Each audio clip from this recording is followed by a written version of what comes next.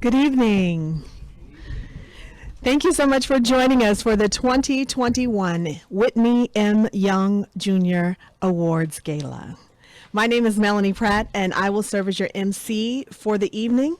Many of you know me as radio personality on Praise 100.9, Radio 1 Charlotte, and I am so pleased to be here with you tonight.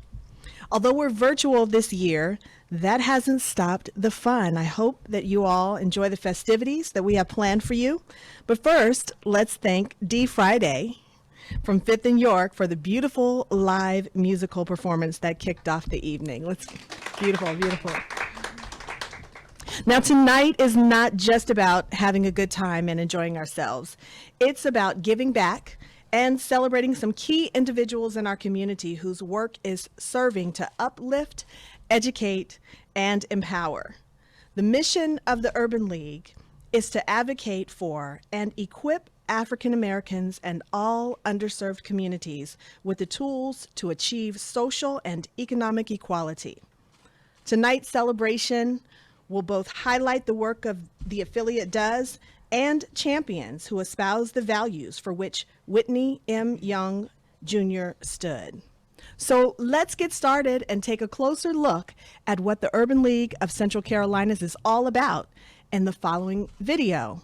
This is Getting to Equal.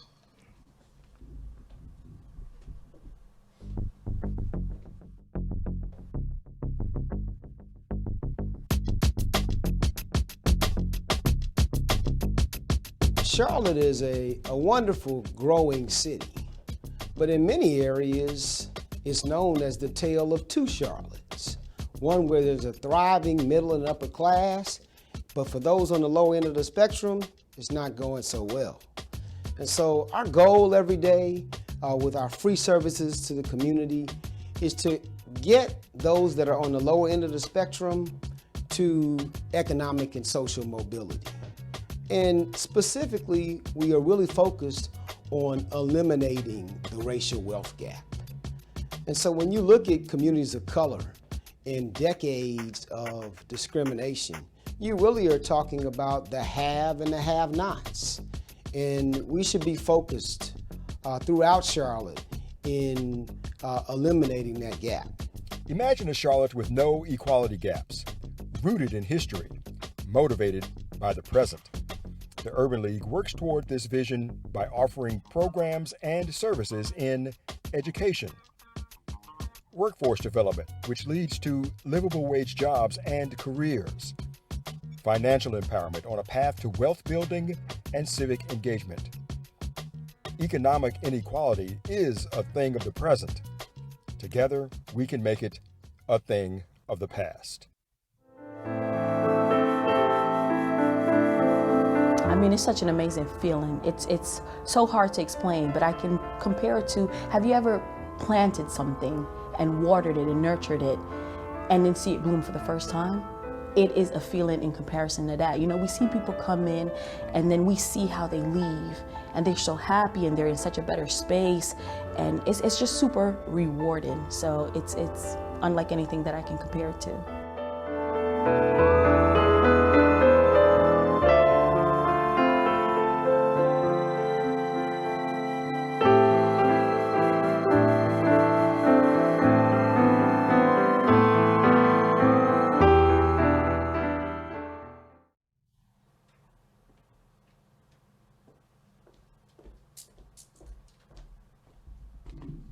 Great. So let's welcome at this time our board chair, Troy Keene of Wells Fargo, to share some acknowledgments. Troy will be followed by the president and CEO of Central Carolinas, Teddy McDaniel, to give us a few remarks. Let's put our hands together for them at this time.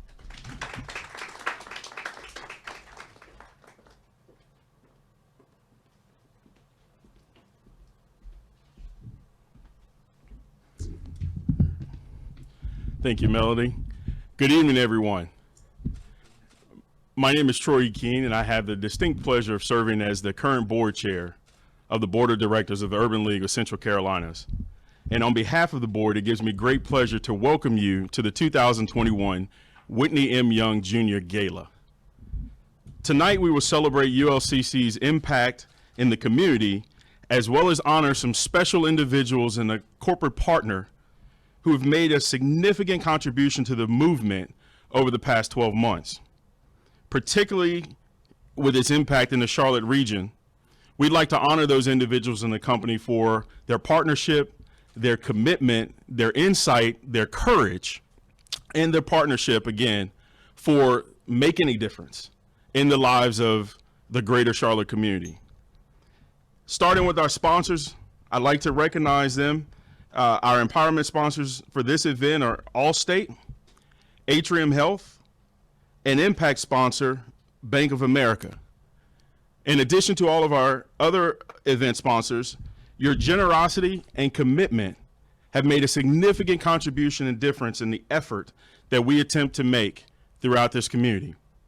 Your connectivity with clients, instructors, and a vibrant educational and training programs distinguish this league, and for all that you do, we thank you. Just as important, we also want to celebrate the mission, our staff, and the people we serve every day. For without them, there would be no us. We recognize there is struggle all around us. We recognize there is challenge in front of us.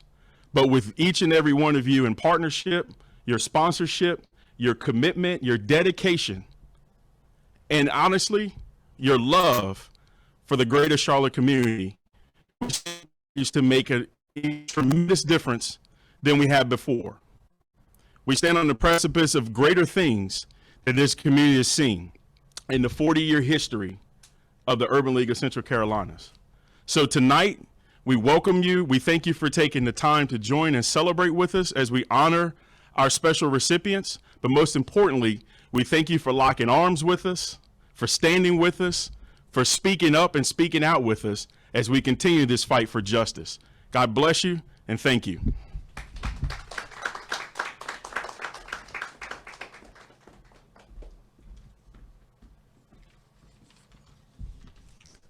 Thank you, Troy, and good evening, everyone. My name is Teddy McDaniel, and I proudly serve as President and CEO of the Urban League of Central Carolinas. Think about where we are today, 1 year removed from a lot of events in the summer of 2020 that turned Charlotte and cities around the country upside down. 1 month past the killing and murder of George Floyd, where you saw protests in Minneapolis, in Charlotte, in cities around the country. We're dealing with all kinds of issues. And then COVID. We're really in a triple pandemic. And so we're coming out of having to deal with this health crisis, which has led to an economic crisis. And now, of course, racial justice. And so I'm honored to have you all this evening. The city of Charlotte, all of our guests, virtually and in person, and want you to know that we're delighted to put this event on, but more importantly, we want to serve more people. And events like this allow us to do just that. I'll say that tonight you're going to hear from some thought leaders. We'll have a little conversation, and then we're going to honor these champions in areas like healthcare and equities that need to be changed, the rule of law, the importance of black males in education, and the champion locally in black economic development, investing in organizations throughout Charlotte. So we have a great night planned for you. We appreciate all of the support. Up front, let me say thank you again to all of our sponsors, our board of directors, and our staff for all of the hard work that they put into the Urban League movement throughout 20 and 21. All right, thank you. Let's have a great night.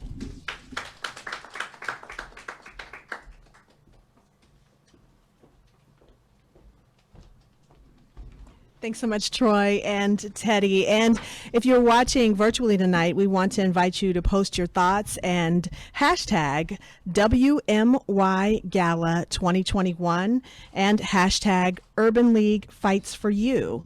Also hashtag Education, Wealth, justice. And we'll share those a few times throughout the evening. Now we have a special treat for you. We are honored to have Ebony K. Williams here tonight as our special guest speaker. Ebony K. Williams is currently the host and executive producer of Revolt Black News, which airs on Revolt TV, founded by Sean Diddy Combs.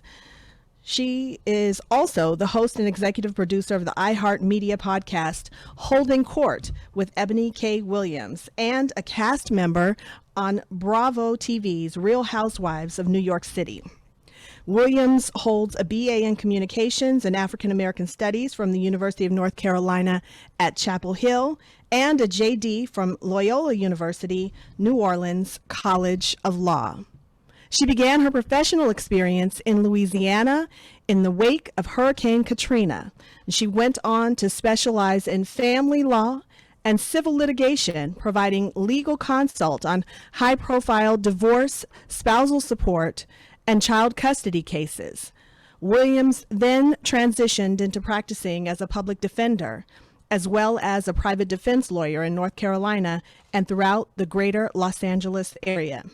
She has represented clients in criminal matters including murders, rapes, high-volume drug cases, sex crimes, and federal offenses. In addition to her legal career, Williams is a veteran broadcaster. She held roles of anchor, host, and correspondent at CBS News, Fox News Channel, HLN, CNN, NFL Network, and many other outlets. She also serves on the board of directors for Safe Horizon, which is the nation's leading victims assistance organization. Additionally, Williams is a proud and active member of Alpha Kappa Alpha Sorority Incorporated. Instead of doing a standard keynote, we're giving you something a bit different tonight.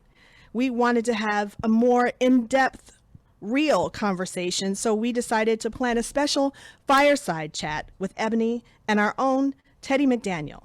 We hope you enjoy the conversation. All right, good evening.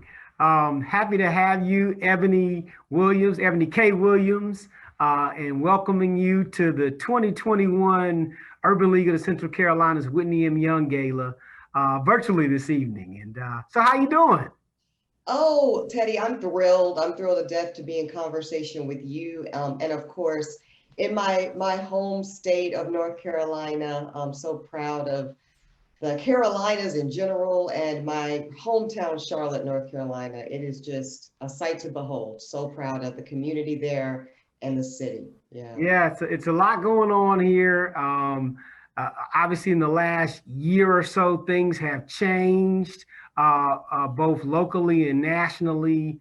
And we want to talk this evening about our theme, Urban League Fights for You, education, wealth, and justice. And I'm glad you brought up that you're a native Charlottean. Things have changed over the years. So talk to me about your background growing up in West Charlotte. I think you're a graduate of Northwest School of the Arts. You got it. And how things have changed over the years. Absolutely. So I am a proud graduate of Charlotte-Mecklenburg Public School System. I did graduate, as you said, from Northwest School of the Arts. I went 6 through 12. So it was extremely essential to my formation as a young student and young woman. And really, I can't overstate how much some of the skills that I learned at Northwest as a theater major and even student in music and band. I played alto and tenor saxophone in a jazz band. The skills, the discipline, the thoughtfulness in the academics from Northwest, which were extremely strong as well, have translated so powerfully to the work that I do today and the work that I did in my previous career as a practicing attorney. Where I worked also in Charlotte at James McElroy and Deal Law Firm, and ultimately at the Public Defender's Office in Charlotte as well. So I got to tell you, the skill set I got as a student in Charlotte was extremely powerful. And I would be remiss if I did not shout out, Teddy, that I also cheered for West Charlotte High School my senior year. So all right. All right. Yeah, a lot of West Charlotte grads. They're quite proud Yeah, So yeah. glad to know that. Yeah, so there are lots of issues here in Charlotte when it comes to education. I'm so glad to hear you talk about the skills that you got from your high school training, and essentially you went to a magnet school. I went to a medical Um, school, yeah, I'll say that that was a game changer for me and my mother, Gloria Williams, who also owned a beauty shop right next to the school. I'm sure that was a coincidence, right, how Mom? about that? On Ford Road. She made sure that I was able to have access to those high performing magnet schools. And unfortunately, Teddy, we both know every student does not get that access to that essential education that they also deserve. Yeah, it's become an issue here in Charlotte with the school system, the lack of equity, primarily for Black and Brown and low income students that are in the schools. The school system is a very large one here. There are lots of great programs, but we're trying to get to equity for that. And I know you know the importance of interventions. Talk about the importance of teachers and intervening when students are having trouble. Again, it can't be overstated, right? So much of what I have found in my work as a mentor now, that I get blessed to work with students on a daily basis, throughout a lot of my work as a proud member of Alpha Kappa Alpha Sorority Incorporated, where I'm active here in Manhattan, where I live. And you see, Teddy, that the formation of one's ideal of who they are and what they are capable of starts so young. So when you have a student in a classroom and they don't have that educator, that teacher that can do a combination of things, affirm their value, Sure. affirm their potential, and really, even in demonstration, and this is why it's so important that we have Black males in the classroom in particular, That's correct. so that people, young kids, feel that they can be what they see. It is very difficult in our society to be what you never see. So having Black males, Black women, Black educators of communities of LGBTQ plus, and just all of that robust, diverse representation is essential so that students walk into classrooms every day and feel that they are prepared and supported That's right. in their pursuit of education. It is so disheartening. And I was blessed to have the range of experience. I had classes where I had amazing teachers, Teddy, that really poured into me. And even when I was struggling, particularly around maybe the maths and hard sciences, never gave up on me, told me that they would stay after school for tutoring opportunities, paired me with peers who were stronger in those subjects than I, so that I would not be shamed around the challenge, which often I think is the case, Sure. but rather affirmed in my ability to conquer. And I also, unfortunately, Teddy, had some teachers that didn't see that and did not do that intervention that you're speaking about. And all that happens in those scenarios is a student who's challenged gets further and further and further behind. And then they're put on a trajectory of playing catch up throughout the rest of their not only academic career, and I love the theme of this year's conference, which is education tied to economics, That's right. because there's an intrinsic correlation between the two that I don't think we talk about enough as a community. I think education tends to be seen through this lens of almost just altruism, just a good thing to have. And what we all know in this conversation is that education, I can speak for me personally, Teddy, Sure. it was the uh, disruptive opportunity that put me on a path to be able to intergenerational wealth building for my family. Good. It Good. Yeah. literally did that. I was raised by a single mother, glorious. I can't speak enough about her. She gave me everything I needed. And the best thing she gave me was the advocacy of making sure that I was availed to the best school Charlotte had to offer, because she was smart enough to know that although she didn't finish her formal education, I was going to be a first generation college graduate. which I went on to do at the University of North Carolina at Chapel Hill as a Polk Scholar, because my mother was a hardworking single mother without those financial resources to pay for my education. Sure. So I needed so much out of my public school experience because I needed to not only get the education, I also had to have, going back to your point, Teddy, of intervention, guidance counselors. That's right. Guidance counselors that could educate my mother and I on what scholarship opportunities are there for students like yourself, so that I could avail myself to a bachelor's degree and then prepare to go on to law school. So it is all so connected, not just to the receiving of the fundamental education, but the opportunity for many of us as students to be put in position to now generate generational wealth assets. Yes, it's very important. I'm glad you talked about that. And we talk a lot about wealth building in Charlotte for African American communities. I want to talk a little bit about social justice.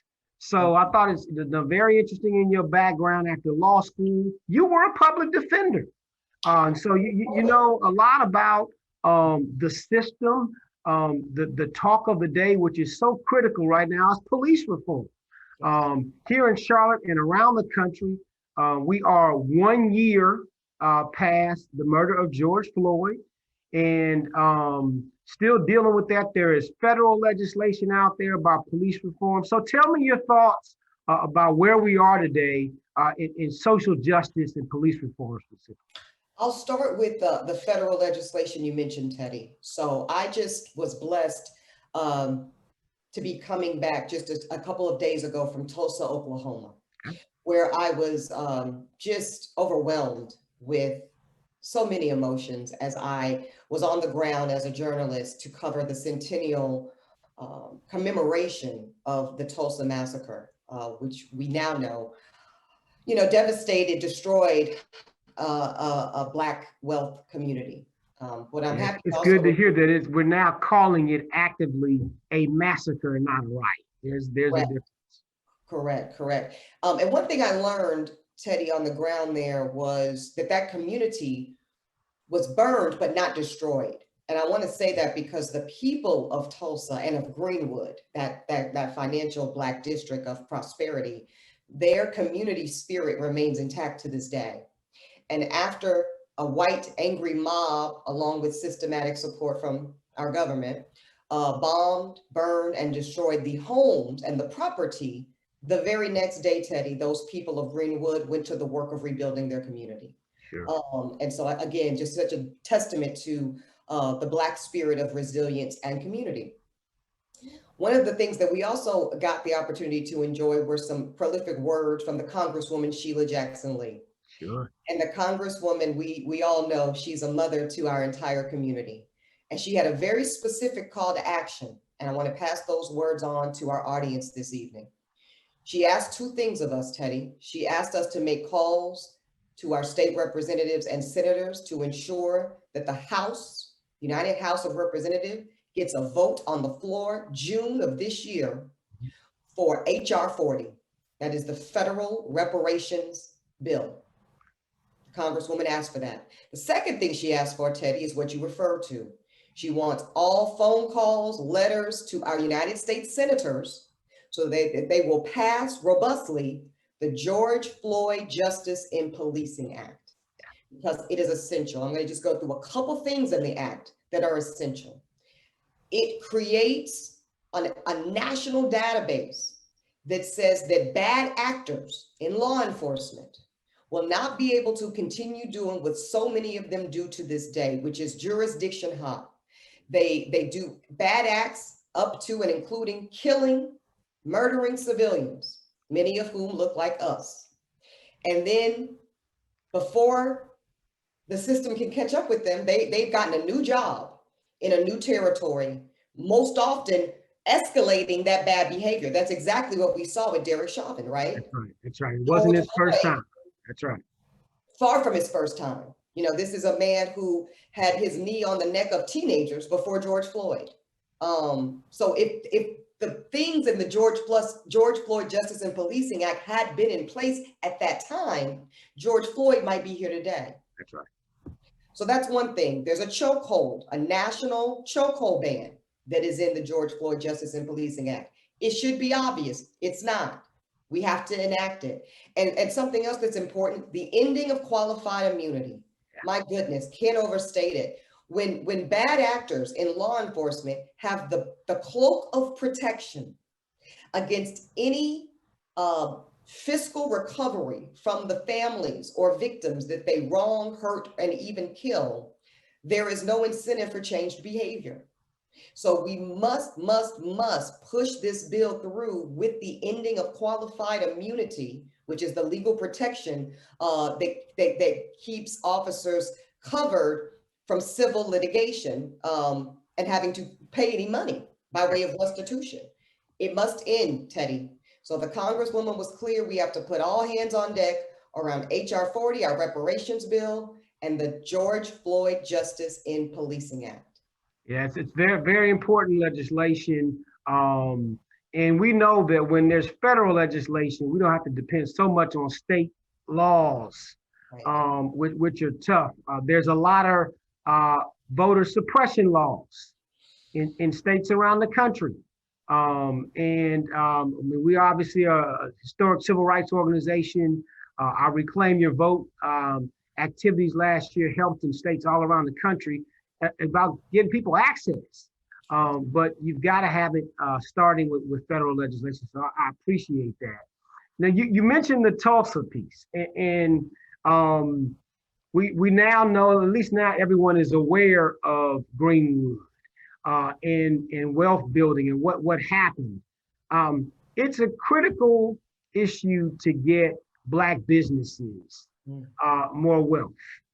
Yes, we need to get more of our clients ready to be home buyers, and we focus on that, but we need Black businesses that can scale. So can you talk about your entrepreneurship efforts and your thoughts on that? It's a real issue in Charlotte and around the country. And a lot of companies now have stepped up and said, hey, because of what's happened in the last year, we want to strengthen Black businesses and minority businesses. So tell me your thoughts on wealth building in an entrepreneurship way. Indeed. So my entrepreneurship spirit comes by way of legacy, and I think that's the story for many of us in the Black community. Again, I talked about my mother Gloria's beauty salon right on Badersford Road. She went on to have a series of daycare facilities also in West Charlotte communities, and then ultimately having a trucking company based right there in Charlotte, North Carolina. So I saw that model growing up, Teddy. I saw a stern and relentless businesswoman who bet on herself, right? When so much in society would not affirm what she brought to the table by way of profession. So she affirmed it for herself. I think it is the late great Madam C.J. Walker that said, I got an opportunity by giving one to myself. How about that? Right. How about that? So I think that encaptures the spirit of entrepreneurship. And something else my mother Gloria told me, no one will ever pay you what you will pay yourself, right? True. And this is true. So for me, coming out of law school as a trained litigator and attorney, I definitely cut my teeth, as I said, at firms in Charlotte and the public defender's office. But I always knew ultimately I wanted to own my own business and be my own boss. And this part is really key. Now I'm older and I'm seeing my favorite thing about being an entrepreneur, Teddy, is putting money back as a business owner. When I go to pay payroll, I am putting and circulating Black dollars back into Black pockets. That's right. So my team is pretty much fundamentally all Black. Miss Jamaica Whitney here, who is helping facilitate this, she knows my publicist, Drina Whitfield. That's a Black woman. So every month when I cut that check, that's going into a Black household in a Black community. My OBGYN is a Black woman. My primary care physician is a Black woman. My hairstylist is a Black woman. The photography I use, the stylist, my glam team, even during the experience I have on Real Housewives of New York City, you're gonna see my stylist, my hairstylist, makeup artist, all of these people that surround me and create my team are Black people with their own Black businesses. So I want to just emphasize that point. One Black business is wonderful, but creating an ecosystem where we as Black business owners pour into each other, literally, the dollars, that when I was in Tulsa, Teddy, that was what was remarkable about Greenwood. It was not an isolated example of Black excellence. It is the repetition of Black excellence in community. That Black dollar in Greenwood circulated 19 times. 19 times. That's right. Before it left the community. That is why Greenwood was the most prosperous Black community in 1921.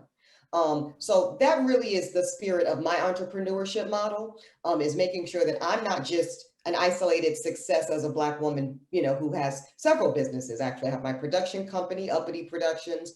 I have Ebony K. Williams, LLC, which funnels speaking engagements, book deals, things like that. But my podcast and production that I create as a producer comes through production. That's great. Where are those dollars that those businesses bring in going? That's right. It must be going back to other Black entrepreneurs. So I think that's fundamental. Yeah, I mean, I appreciate that. I tell you that that all the studies show that when you strengthen Black and minority businesses, they're going to make those hires. There's no question about it. We're steeped in workforce development, getting people livable wage jobs, and getting them the training. But we will always be advocates to getting Black businesses to grow and get access to capital. Can you talk a little bit about your thoughts in getting these businesses the funding so that they can grow exponentially over time? Sure. So one of the good things to come out of this past year of such devastation is, as you spoke about, Teddy, the awareness.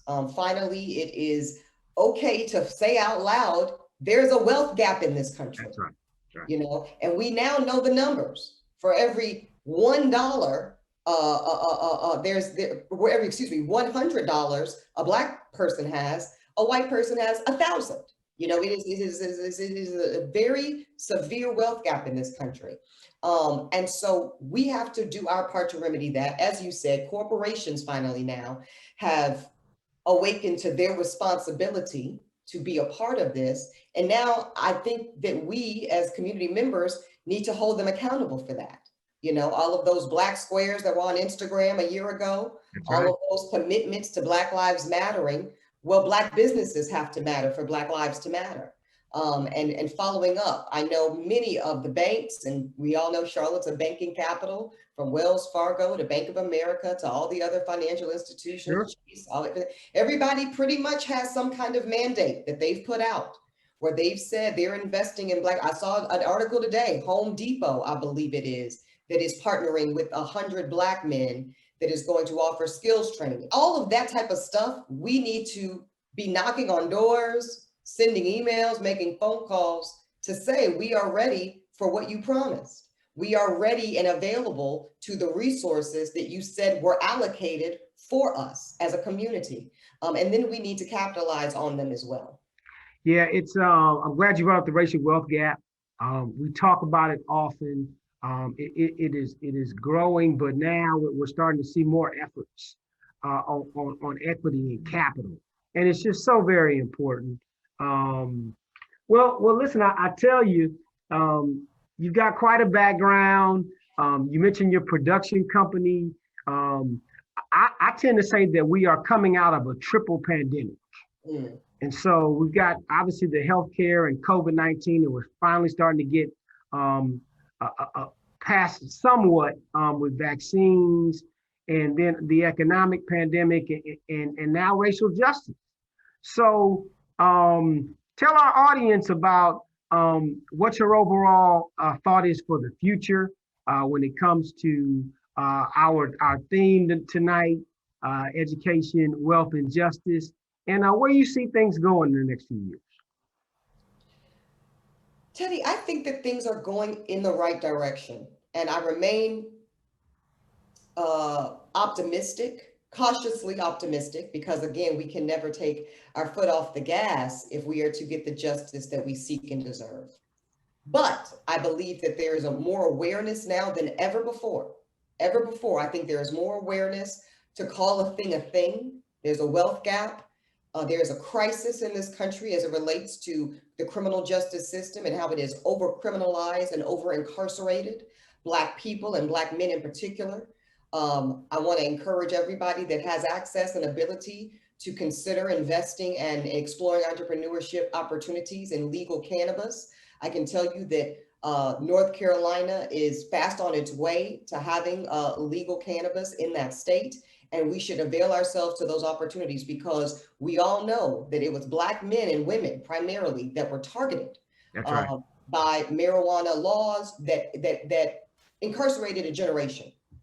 And so it's only right that we reap the financial benefits of the new era of what cannabis is in this country and in the state of North Carolina in particular.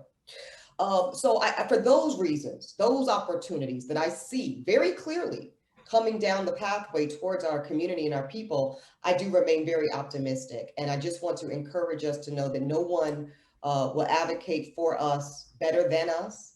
And no one will prioritize our interest more than us. So that we still just need to make sure that we are ultimately betting on ourselves as a people, and also availing ourselves to allies and co-conspirators that are finally committed to saying this, Teddy, to saying that they now know better about some of the bedrock and foundational infrastructures that have created such a divided, when I say divided, I mean economically divided, politically divided. Sure. As it relates to our criminal justice system divided, all the things. And they're saying, and people that look like us and people that don't look like us are finally starting to say, I don't want my children to grow up in that America. That's right. I am not so insecure as a person that I rely upon the further suppression of my Black brothers and sisters in order for me to feel I have an opportunity to get ahead. I am hearing more white people and people that of color that are not Black buy into a notion of equity, that believes in a notion of abundance and not scarcity. And it is that vision of America that makes me extremely excited about what's to come. Yeah, I agree. I think we are at quite an inflection point. Where we have our white brothers and sisters who are not only talking about it, but now committing to investing in it. They always say people will remember what you say, but they'll remember more what you do. And so really look forward to seeing some of these long-held disparities narrow and one day be eliminated. So yeah, it's very, very important. Ebony, listen, it's been wonderful having our conversation today. We've got some wonderful community champions to honor, and we'll give you a couple minutes just to say some closing remarks and be done. I just want to say to you, Teddy, for your leadership, to the National Urban League, to the regional work of the Urban League that you spear up, and to the community leaders of Charlotte. I am a proud product of the legacy.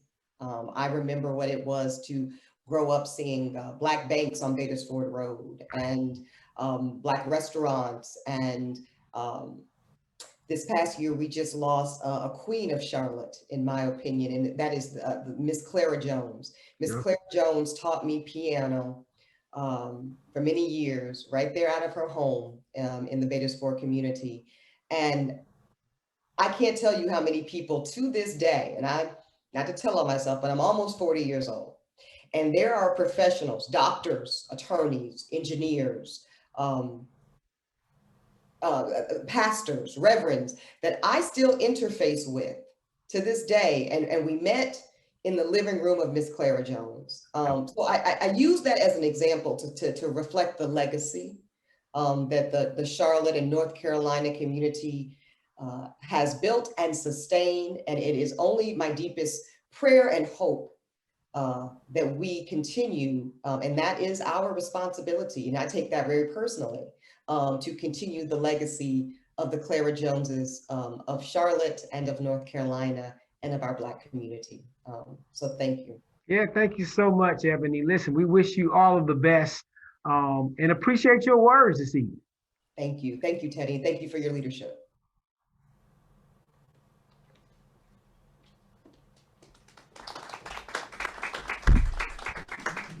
Absolutely powerful conversation, informative and inspiring. And we are all cheering Ebony on as she continues this great legacy that she speaks of. Again, let's give it up for Ebony K. Williams and those powerful words. So now it's time for one of my favorite parts of the program. It's the awards. You ready for the awards? Well, first, yes. That's what we're here for, right? So first up, we are honoring the incredible Sherry Beasley. Sherry Beasley is a former Chief Justice of the Supreme Court of North Carolina whose trailblazing career includes 2 decades on both trial and appellate courts. She is a partner in the Raleigh office of McGuire Woods LLP and a member of the firm's Appeals and Issues team.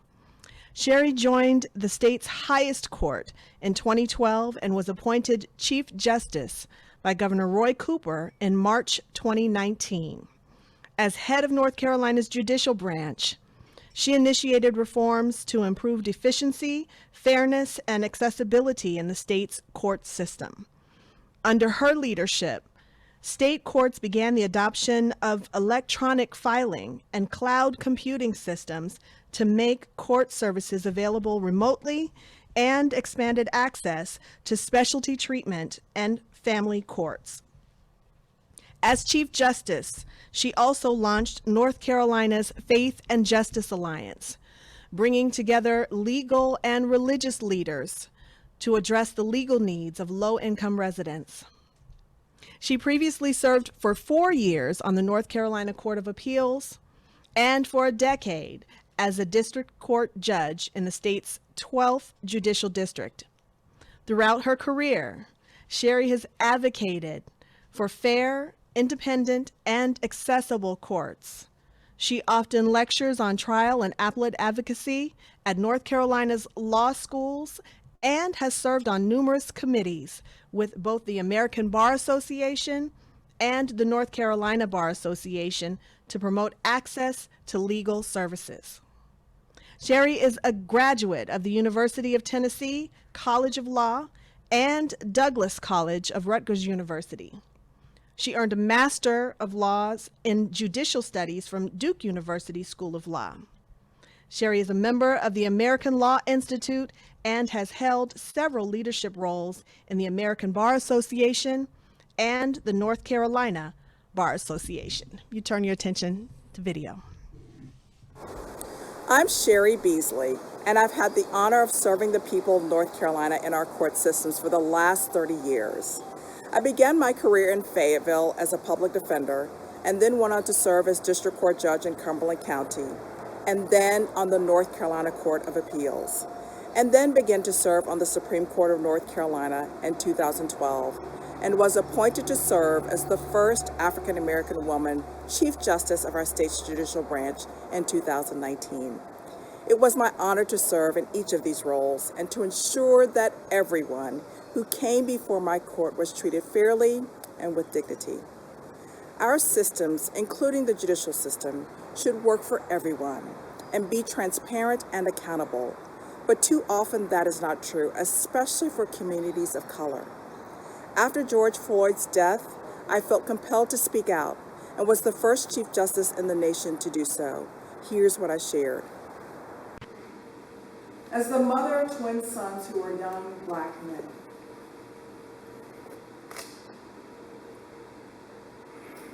I know that the calls for change absolutely must be heeded.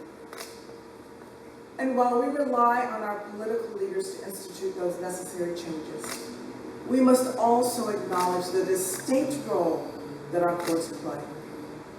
As Chief Justice, it is my responsibility to take ownership of the way our courts administer justice and acknowledge that we must do better. We must be better. I remain committed to helping North Carolina be better, more just, and more prosperous, and that's why I'm running for the U.S. Senate. We all have an obligation to speak out and to engage to make our communities better, which is what the Urban League has done since its inception. The Urban League's advocacy continues to lead our nation into a more equitable future. And the Urban League's research and policy publications impact not just African American communities, but all communities, and teach us how to respond and move forward. I'm honored to be here with you today to receive this award. Thank you.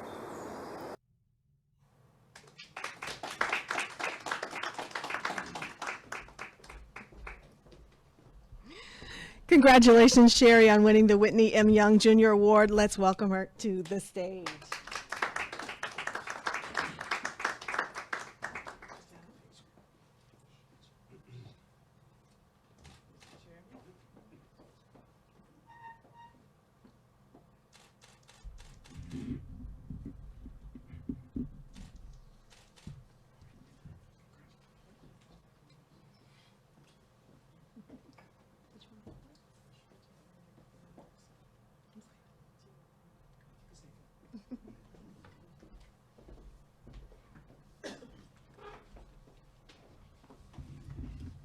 To Chairman Keene and to Mr. McDaniel, I am so honored to receive this award of the Whitney M. Young Jr.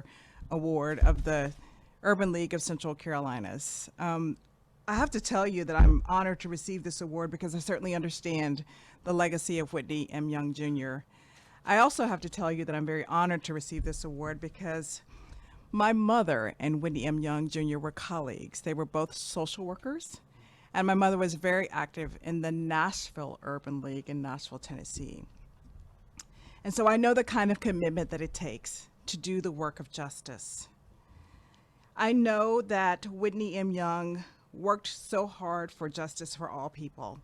He was bold and he was courageous. He was quite a commanding presence in any room. His work for civil rights and activism really was compelling, and I'm deeply honored to receive this award. It was indeed my honor to serve as a judge for 22 years in North Carolina, and of course to end my career as the Chief Justice of the Supreme Court of North Carolina. And in my capacity as a judge, I always knew that it was important to make sure that everybody who came before my court was treated fairly and with dignity and respect. I saw firsthand the impacts of law and legislation of communities and the disparate impacts faced by people of color. I'm proud of the work that I did in these roles, but there is so much more to do. And that's why I'm proud to share that I am indeed running for the United States Senate for the people of North Carolina. Last year has highlighted inequities in our state and nation that always existed, and the call for racial and addressing racial wealth gap has never been more clear. We saw how the pandemic impacted everyone, but not equally. And our leaders must recognize this, how communities of color bore the brunt, often required to still go in person to work or lacking access to affordable health care. And we saw conversations about racism and racial justice that we already know, but they were well thrust into the spotlight with the death of George Floyd, and too many others to count, including Andrew Brown Jr. here in North Carolina. Awareness of these inequities and inequalities does matter, but we need action. We need a leader in the United States Senate who will fight for social justice, lessening the racial wealth gap, and for racial justice. The Urban League of Central Carolina's mission of ensuring underserved communities have the tools to achieve social and economic equality has never been more important. We know that it is so important that we have a representative here in the United States Senate to serve the people of North Carolina and to fight for justice for this state and for this nation. I thank you again for this honor, and thank you so much for all the work that you do for the communities of North Carolina. Thank you.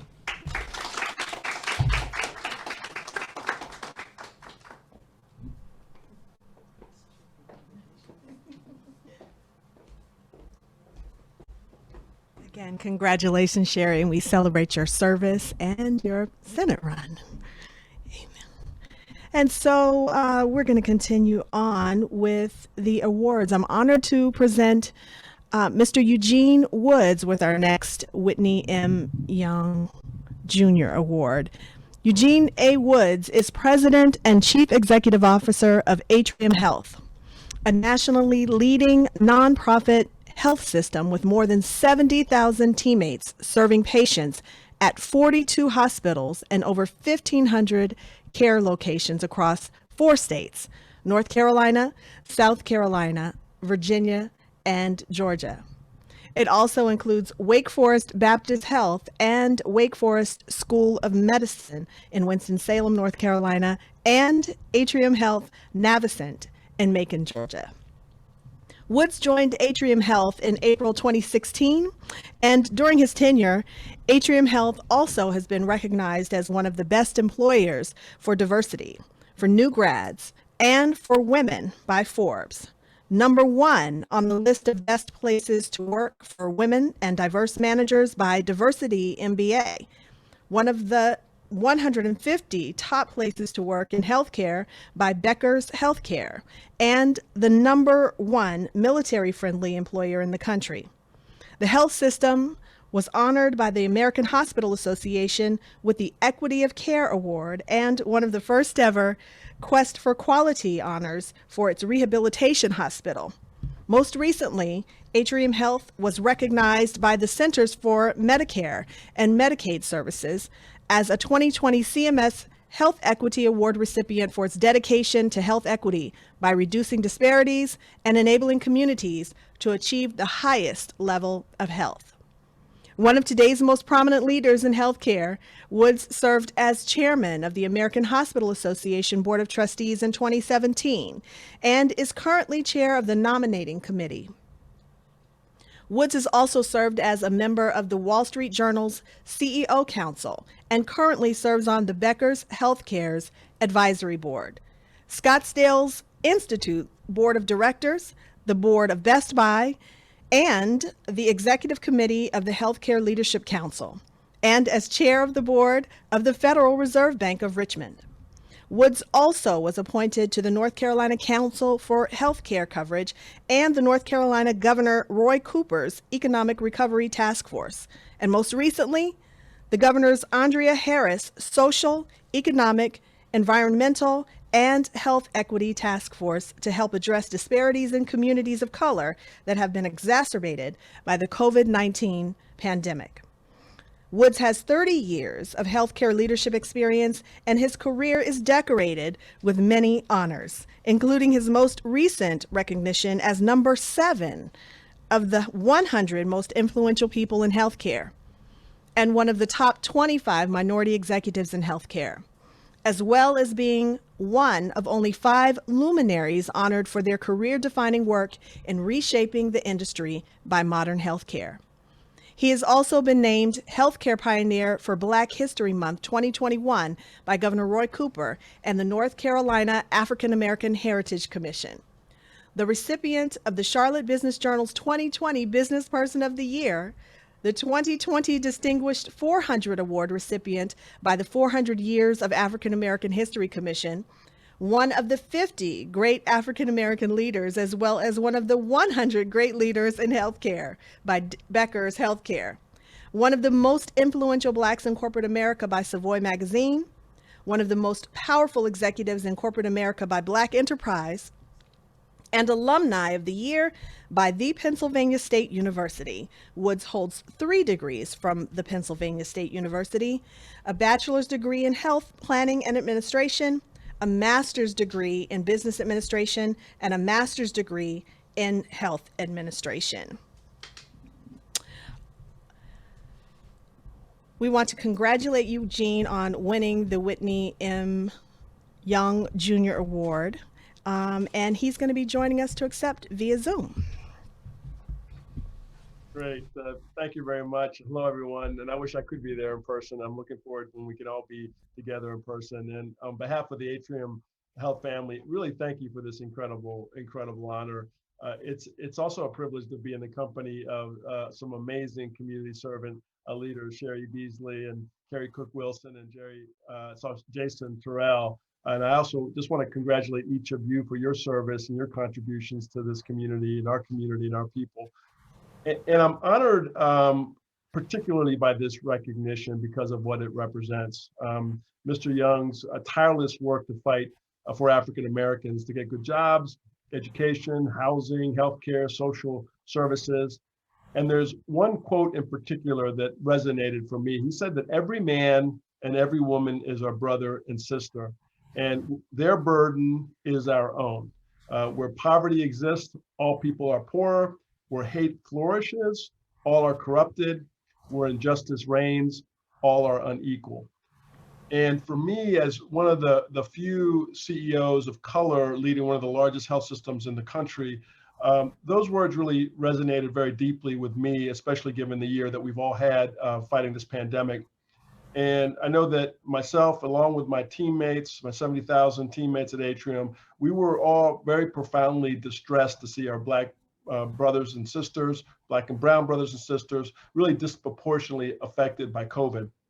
And we made a commitment from the first time, from the very first patient that contracted COVID, that we were not going to stand by idly and let that happen. And for us, it was a time of action, not words. And because we knew that those that were impacted could have been members of our own family. And so we at Atrium adopted this not on our watch stance.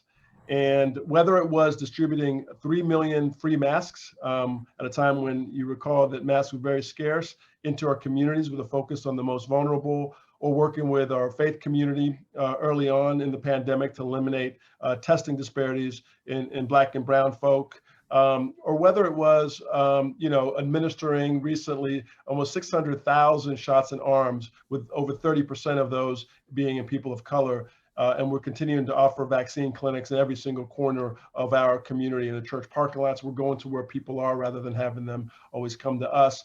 And beyond, COVID-19, whether it be serving 50,000 meals through our Kids Eat Free program, or committing $10 million to affordable housing, or recently increasing our minimum wage.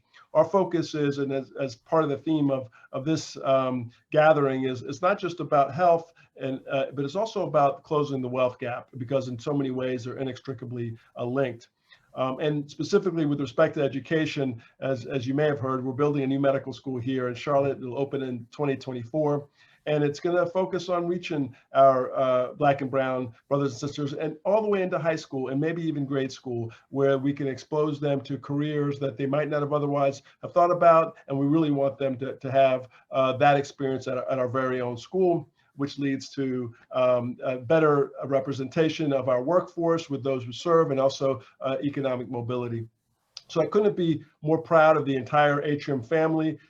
Because I know that we'll always be able to look back on these extraordinary trying times and say, when it was on the line, the best of who we were showed up. The thing that I'm as proud of, though, as anything, is, following the death of George Floyd, Atrium Health really engaged in a system dialogue around the racial injustices that's been with this country for way too long. And we've had thousands and thousands of teammates participate in those courageous conversations, so they can speak their truth, they can find comfort and healing in the conversation with their fellow teammates. And that's really continued to elevate our culture we call our for all culture.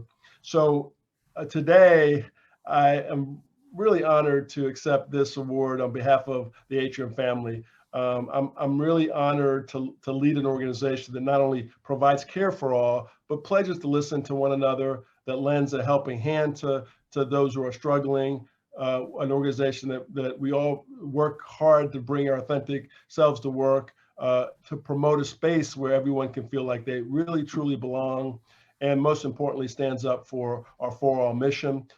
We believe at a time that our country needs that more than ever. So again, thank you to the Urban League of Central Carolinas for this incredible recognition. I am extremely grateful.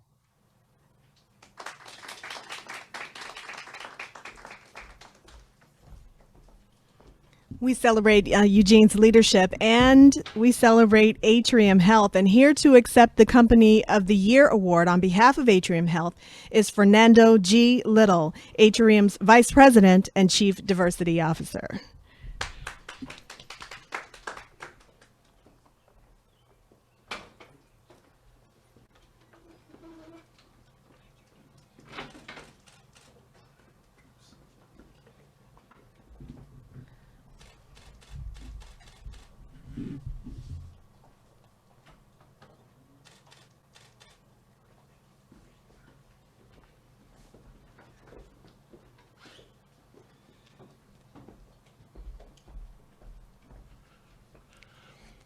Well, good evening, everyone. It's not much else to say after you've heard from our rock star CEO, right? And when I say that he's a rock star, he is a rock star literally and figuratively.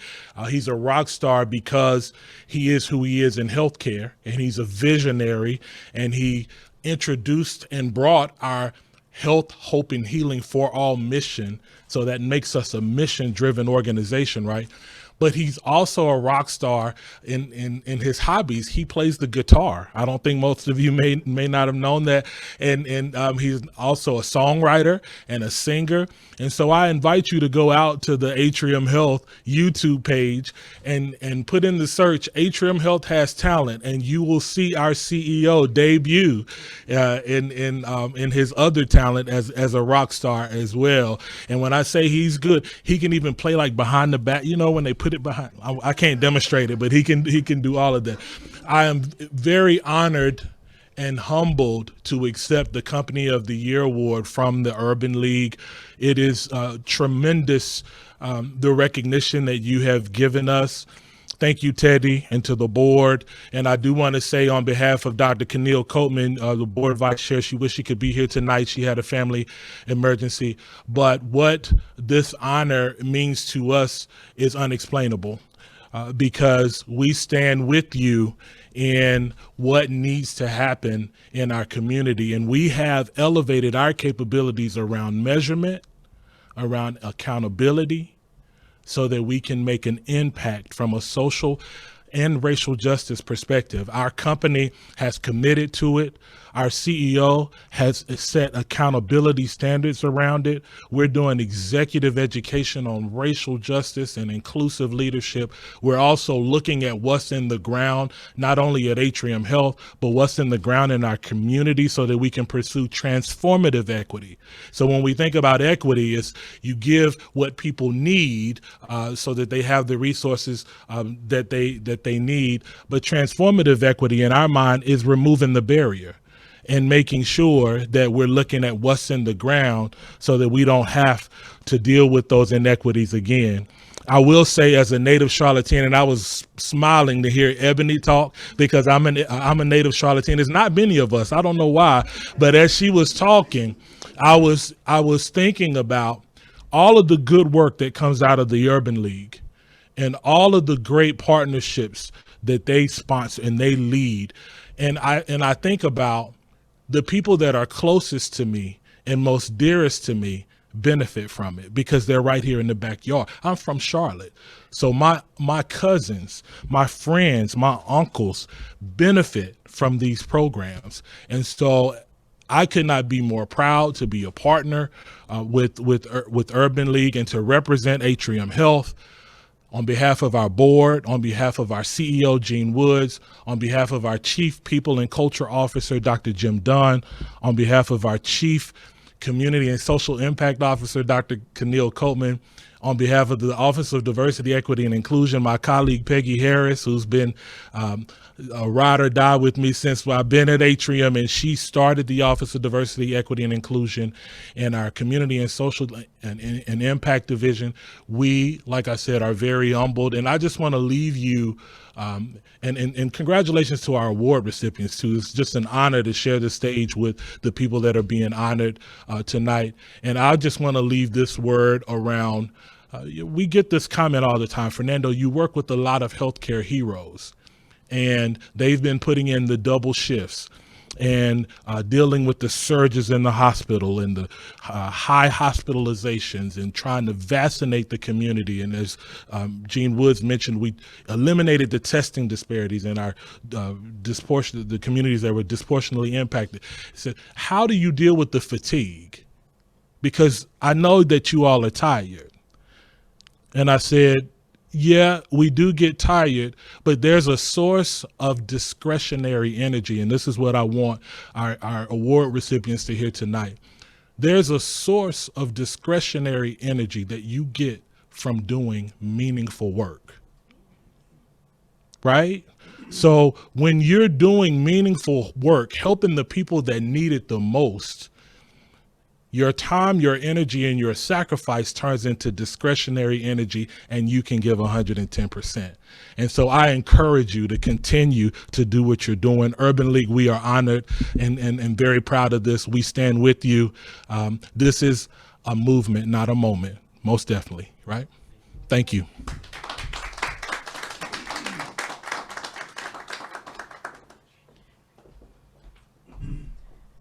Thank you so much, Fernando. We celebrate again the corporate leadership from Atrium. And it sounds like, Teddy, you might have a little head start on your entertainment for next year's gala. Now it is time for our Community Empowerment Award, and we are presenting this honor to Jason Terrell of Profound Gentlemen. Jason Terrell is the co-founder and co-chief executive officer of Profound Gentlemen. Profound Gentlemen provides better opportunities for young Black boys by ensuring they have positive role models inside and outside of the classroom. Jason was inspired to pursue this work after spending 3 years as a teacher, as a Teach for America Corps member.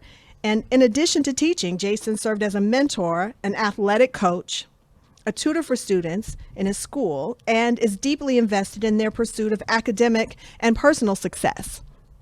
Jason is a graduate of Johns Hopkins University of Education and has devoted his life to ensuring that young Black boys have every opportunity to pursue their endeavors. Profound Gentlemen's mission is to build community of male educators of color who provide a profound additional impact on boys of color. And they seek to dismantle the cradle to prison pipeline by establishing a cradle to career pipeline for boys of color. Profound Gentlemen leads its work through the lens of hope. Hope is the action that they take each day.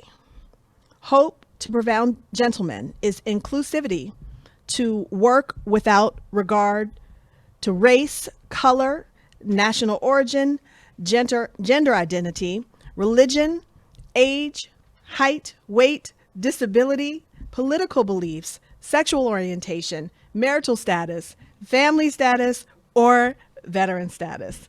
Let's hear from Jason. I founded Profound Gentlemen 7 years ago, co-founded the program. And it's ironic that, so we have 3 teams in our organization. So we have our impact team that leads all of our programming. We have our partnerships team that leads our partnership work. And we have our community team. That's actually the team that I lead. And so our community team is centered on how do we make sure that PG is an integral part of like the community, the Charlotte community or the communities that we serve. So a lot of that deals with like, our individual relationships with donors, funders, community organizations, how are we impacting policy, how are we sharing the voices and perspective of our teachers in spaces that matter. And so this was ironic because it's actually the team that I lead, and I think my core value is centered on community support. So this actually ties like really, really nicely into the values that I hold true and I hold myself and measure myself against. Our big vision is to make sure that young men, boys of color specifically, have teachers who look like me. So teachers who look like themselves, so they can see themselves in front of every single day. And so we run a program, it's a 10-month program geared towards making sure that teachers, men of color who have chosen to teach, have the easiest time possible entering into the profession, but also staying in the profession. So right now we're a national program. We support about 500 men of color across the country. About 100 or so of these men, 170 of these teachers are in North Carolina, and majority of those guys, like 80 or so, are in Charlotte. How we think about our program is that we sit at the intersection of education, gender, race, and purpose. Our big vision is to make sure that men who have answered the call to teach students unlock their purpose and their potential. So what that means is that we are a retention-based program. We pride ourselves not just by how many teachers we can get in the classroom, but how well these men are, how can we better prepare these teachers to stay over time. So over the last 3-4 years, on average, we have about a 93% retention rate of our teachers. So this is about 60% higher than national average for teachers. Typically by year 3, most school districts will lose about maybe 25-30% of their teachers. By year 5, they'll lose about 50% of their teachers. For men of color, this is like more like 5 times higher than any other profession or any other demographic rather. So our big vision is to make sure that the men who have answered the call to teach students find purpose and meaning in the profession so that they can stay and have long-lasting impact. My first time teaching was in college. I was on track to be a lawyer. So I was a political science major, but I'm from Atlanta, Georgia. So during the summer months, I always came back to Atlanta and worked at the Urban League in Atlanta, and I ran an after-school program, a summer program. When I went back to college during my junior year, I ran a program for the Urban League of Greenville of the Upstate. So it's Greenville, South Carolina, and so Urban League actually has a really special place in my heart because that was like my first entry into the profession. So I switched my major. Well, I didn't switch majors, but I switched my career path and started to be a teacher because of that experience. I think the Urban League has always been kind of a beacon in the community because of this idea of like you can pull resources together, you can pull people together to affect change. So I think it's the same with the Urban League here in Charlotte. I think I've been a part of like the Young Professionals group, and I've definitely had an opportunity to see how much I guess social capital they're able to pull together in order to actually have a voice. And so as long as they continue to grab players and partners from every sector, every industry, underneath a unified vision, I think they will continue to impact change in Charlotte and other communities across the country. The reason why PG is able to do what we do is because of our team. So we have a really strong team. We're small but mighty, but also because of our community support. So behind PG, we have about 500 teachers who have entrusted their leadership and their professional development to us. But we also have community members who have supported us with their time, their talent, their treasure, their advice, their thoughts, and their wisdom to help us continue to grow and scale. So we definitely wouldn't be here without the community at large.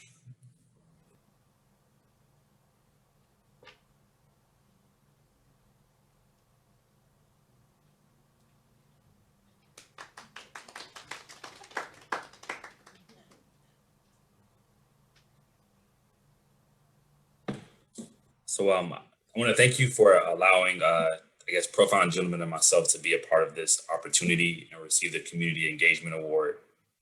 Sorry I can't be there in person. I'm actually on vacation with my family. I have a 2-year-old son and a wife, and she was ready to get away for a little bit. So we decided to take a quick trip before things just kind of start up. But I'm really honored to receive the award. I mentioned that the team that I lead is the community team, and actually we grounded our team based off of a quote from Dr. King and his vision of the beloved community. So I'm gonna quickly read the quote and just share what that means for me, and then kind of what that means for the spirit of the work. But the quote is, the end is reconciliation, the end is redemption, and the end is the creation of a beloved community.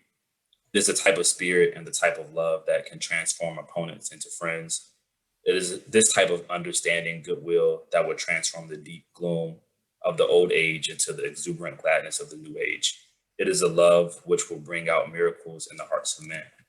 And so I know earlier we talked a little bit about this idea of hope, and Profound Gentleman's core value, actually, like in our core value and our value statements, like you'll see, it's called LAVS, like love, authenticity, unity, hope, growth, mindset, servant leadership. But we approach our work with that because education typically is when we think about being a teacher, oftentimes that gets a negative connotation. So our big vision is to ensure that when boys have teachers in the classroom, they have teachers who they shine. They have this idea of hope, this idea of love. They're creating this community for these boys to have a sense of support and growth through. But when we're marketing the profession to teachers or to potential teachers, we want to make sure that we're presenting the best of the profession.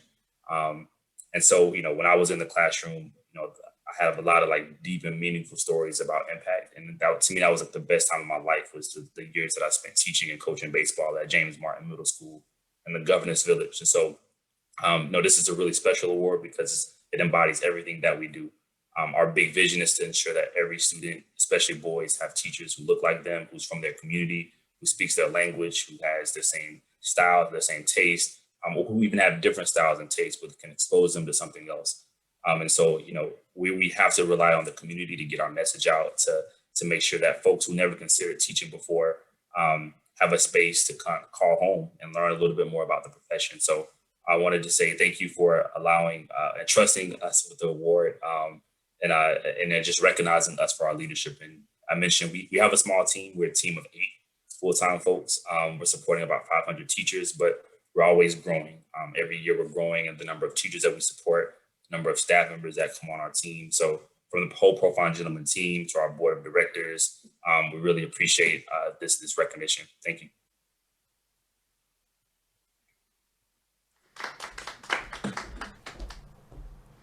And we thank Jason for joining us from vacation. I think we can all understand that in this day and age. Yes, indeed. So we'll keep his award for safekeeping. Congratulations again to Jason and Profound Gentlemen for their work and their commitment to our children.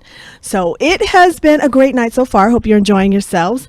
Let's keep it going by giving out our last award of the evening. Carrie Cook Wilson is receiving our inaugural Vernon Jordan Young Visionary Award. Carrie B. Cook is the founding executive director of Greenlight Fund Charlotte. In her role as founding ED, Carrie brings together stakeholders from philanthropy, nonprofits, private sector, government, and community leaders to invest in solutions and drive measurable results that improve opportunity and mobility for low-income Charlotteans. She will incubate and scale innovative organizations with proven impact to address unmet community needs.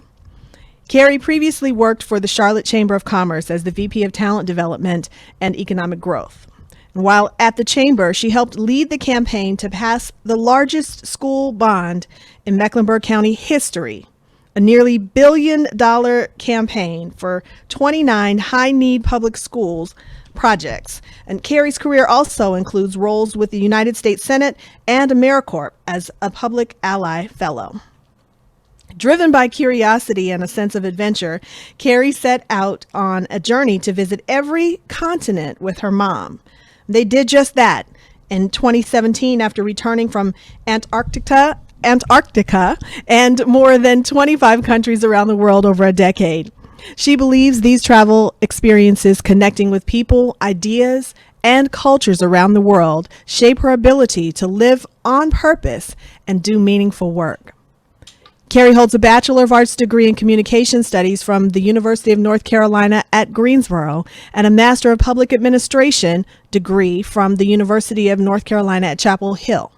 She is also a graduate of the Business Management for Nonprofit Leaders program at Wake Forest University School of Business. Carrie is committed to empowering people and solving complex problems, both locally and globally. In 2011, Carrie received the Young Public Administrator of the Year award from the National Forum of Black Public Administrators. And in 2012, she was elected as one of 9 leaders under 30 in Charlotte for the World Economic Forum Global Shapers community. Carrie was recognized as the 2013 Emerging Leader Woman of Achievement by the YWCA Central Carolinas for her commitment to empowering women, eliminating racism, and promoting social justice.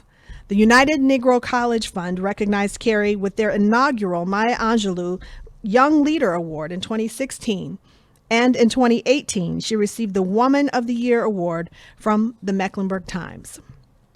A passionate, experienced social entrepreneur, Carrie founded Empowerment Incorporated in 2012, a nonprofit organization committed to mentorship, talent development, and advocacy for girls and women. Carrie is an active member with several organizations and boards, including Delta Sigma Theta Sorority, Junior League of Charlotte, and the Charlotte Mecklenburg Housing Advisory Board. Carrie is grateful to live, serve, and play in her hometown of Charlotte, North Carolina. She credits her faith, family, community, and sense of humor for an incredible life journey. I am the executive director of Greenlight Fund Charlotte, and Greenlight Fund exists as a venture philanthropy organization to address critical community needs, primarily in low-income Black and Brown communities. And we do this work by making annual investments to address issues ranging from education to criminal justice reform, housing, and you name it, anything that has an impact on mobility and opportunity, we make investments in it to support our neighbors in Charlotte-Mecklenburg. The impact of the work is my why. It's the reason I show up every day, and the impact of the work that I get to do as a community advocate and social impact investor is seeing outcomes for generations. It's literally about generational change and making investments, whether it's in early childhood development, whether it's in criminal justice reform, whether it's in housing through our partnership with housing organizations, whether it's in any of the work that I've been able to do, even as a nonprofit founder, through empowerment and creating a legacy for Black girls in this community to use their voices and talents and become advocates for change. So for me, the impact of the work is about the people, and it's about generational change, so that 10, 20, 30 years from now, when this Whitney Young Awards Gala is happening, we are talking about the progress we have made, and we've seen significant changes in systems and policies and the racial wealth gap, and in the way in which we show up every day today that will impact our tomorrow. Receiving the first Vernon Jordan Young Visionary Award is truly an honor. It's such a privilege to be thought of in the light of such a visionary, an activist, a fighter for equity, someone who has not only served the presidents of this country, but served through the National Urban League as president, and helped to create a wave of change. And as Vernon Jordan and so many others before him and alongside him, and Sister Maya Angelou says, she came as one, and yet she stood as 10,000. And I feel the exact same way, that I come as one, but I stand as 10,000. And so receiving this award is about standing side to side with our neighbors in Charlotte-Mecklenburg and not resting until everybody has an opportunity to realize their full potential, and continuing the work forward, moving forward the progress that folks like Vernon Jordan and others have started, so that we have a better opportunity for the generations coming behind us. We shouldn't be here in 20, 30, 40 years with the same types of outcomes if we are truly committed to the type of work that our ancestors have allowed us to open up the door for, and have allowed us to walk through the door to create more opportunities. We should be advancing that in a significant way, and it's truly an honor. I thank the Urban League president and CEO of the Central Carolinas, Teddy McDaniel, for this recognition, and it means that there's continued work to do. So it means we got to continue to get to work and stand with all of those who came before us and those who are alongside us now. Keep working.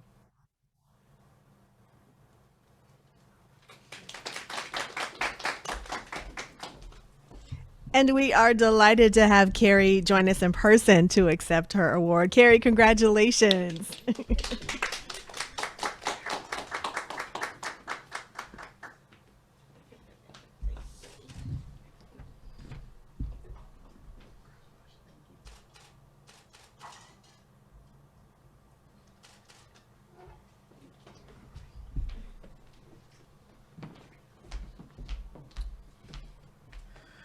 Well, I know we're getting to the end of the program, so I'm not going to be long, but I just want to say thank you to Teddy McDaniel for his leadership of Urban League of the Central Carolinas. I want to say that being recognized after a leader like Vernon Jordan, who, when you think about education, wealth, and justice, Vernon Jordan embodied that. Education, he was an attorney. Wealth, he was a businessman. Justice, he worked with leaders on legal issues to advocate for policies that would move our people and our communities forward. And so to be thought of in that way is such an honor. I will tell you, as soon as I met Teddy McDaniel and he came to this community, I knew we were going to be quick friends, and I knew we were going to get to work together. And so when you think about education, again, hometown, grew up here in Charlotte, went to Vance High School, had the opportunity now to I was poured into as a child in this community, and now have the opportunity to make sure other young folks have workforce development programs, things that the Urban League leads in this community, to give opportunities to not only our young folks, but people across the board, because people need an opportunity to advance and to build that generational wealth. And so education is fundamental, and I'm always going to rep the Charlotte Mecklenburg Public Schools, and it's why I led that $1 billion school bond, and why West Charlotte's getting a new school, because they deserved a new facility. We deserve facilities that are equitable. We deserve resources. We deserve investment. And so when we think about that, it's just truly an honor to stand before you today. And when we think about wealth, another example, soon as I met Teddy, I called him one day and I said, hey, there's some land for sale over on Beatty's Ford Road. Meet me over there. And he did. And he did. He jumped up. He met me over there. I said, we need to be looking at property and making sure it turns hands into other Black owners. We need to make sure that the land is owned by folks who look like the community and who will preserve and restore the legacy of the community. And so he met me over there. We've been talking about continued investment. And when I think about justice, when Greenlight Fund, listen, this is a little Black girl who grew up in Charlotte running a multi-million-dollar venture impact fund. Education did that. Investment from others did that. Opportunities did that. And when I think about justice, one of the investments that Greenlight Fund recently made was in an organization called Center for Employment Opportunities. And they specifically hire folks coming out of incarceration. We've got thousands of folks coming home every year to Mecklenburg County from incarceration, and they need an opportunity. And I called Teddy and said, let's work together on this. Let's work together on whatever we can to make sure we're advancing and shouting out and highlighting the hidden workforce, the underestimated, the underrepresented, because we know we're worth the investment. And the best investment we can make is in people. And Teddy believes in investing in people. The Urban League of the Central Carolinas believes in investing in people. And I'm so, so grateful to be a partner in this work. This is truly an honor to be the inaugural Vernon Jordan Award recipient. And I look forward to, like I said in the video, continued work. We're not going to stop here. And I just want to shout out, my hubby couldn't be here tonight. We got a brand new baby, but I want to shout him out because he's watching. And so I just want to, again, thank everybody. Thank this community. Thank all the folks who continue to pour into myself and into this community. Let's continue to do the work together.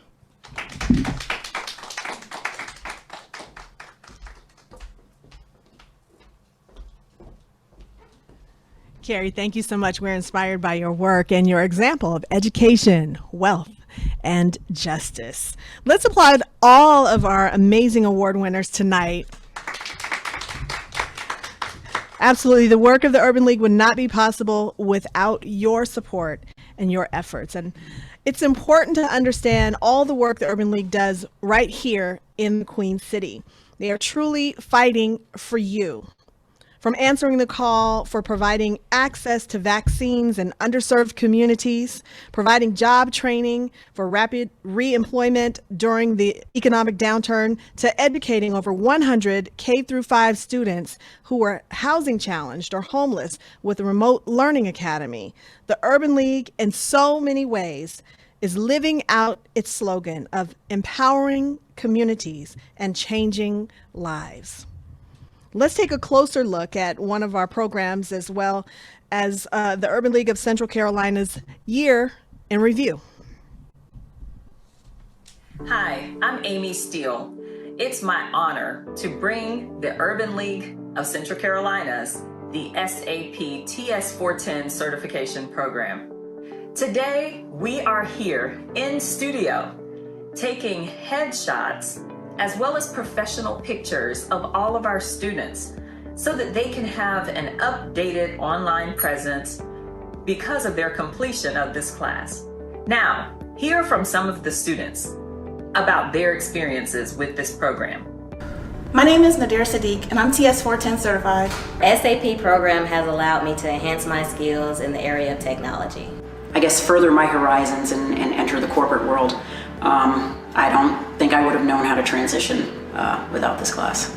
I signed up for this program because I want to use my project management skills in a different setting. I work in the finance industry, and the SAP certification is going to add a lot of value to my career development. I signed up for the SAP program as a challenge for myself and to enhance my project management skills. Before, I had a stagnant career. I really couldn't see myself going any further in the career path I had chosen. This allowed me to revitalize my career and open up the door for new opportunities.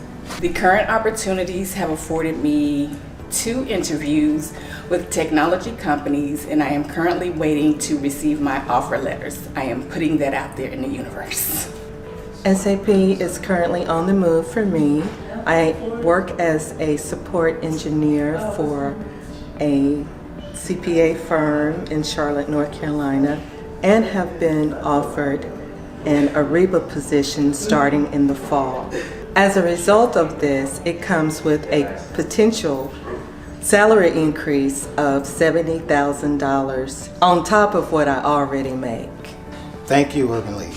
Muchas gracias, Urban League.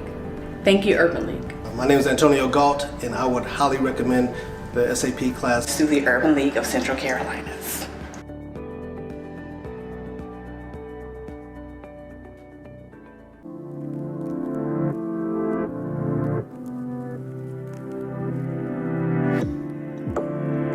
Work. Just to highlight, she said on top of. On top of. Well, as the evening comes to a close, I'd like to welcome both Troy Keene and Teddy McDaniel back for some final thoughts. Thank you so much for having me tonight. It has been my pleasure to be your mistress of ceremonies, and I hope to see you again next year. Teddy?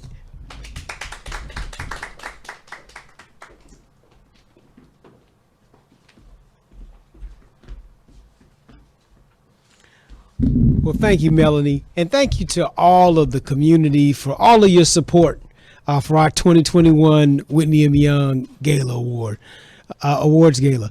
To our awardees, your work is impactful. We celebrate all that you're doing, and we look forward to partnering with you in the future.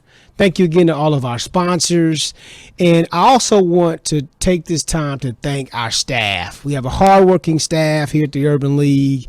I want to certainly thank Stacy Martin, my executive assistant, Deidre Shepherd-Calloway, our vice president of programs, John Hamm, our community engagement director, and all of our staff for helping to put not only this program on, but the programs that serve people every day.